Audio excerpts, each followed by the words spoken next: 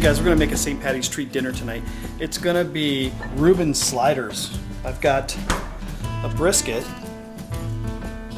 not a caulk gum, not chewing gum, no caulk. A brisket and some pumpernickel bread, along with some kraut, Swiss cheese, Thousand Island dressing, and the pressure cooker. Let's rock these sliders. Let's get started. We're gonna cook the meat. I cut this out of the wrapper. But one thing you gotta hang on to is this little packet of seasoning here. So let's get that rinsed off and out of the sink really quick. Fix the whole thing off. Good. So I like to take about a third of a large onion. So you got the onion down there, and you take your brisket. You don't have to drip all over the counter. I put it fat side down. I just pour it in. Kind of looks like that. I'm going to get one of these Smith Wicks, and I'm going to try not to wash off all the seasoning. I'm going to pour it in around the sides, and then a little bit of water to top it off. Gotta love this beer bottle cooking, man. My pressure cooker.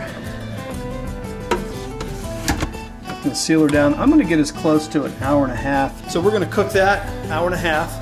So I'm going to go an hour and then add another 30 minutes to it, and then I'll show you what I do from there.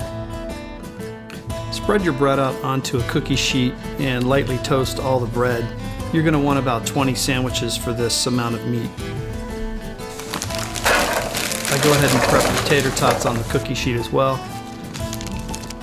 Prepare the slices of cheese, breaking them up into pieces that can go into each sandwich.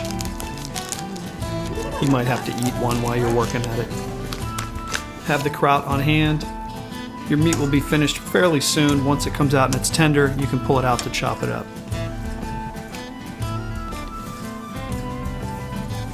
For these sandwiches, I like my meat chopped up into small pieces. I also will take the leftover onions and cut it into the meat. That'll give it some more flavor.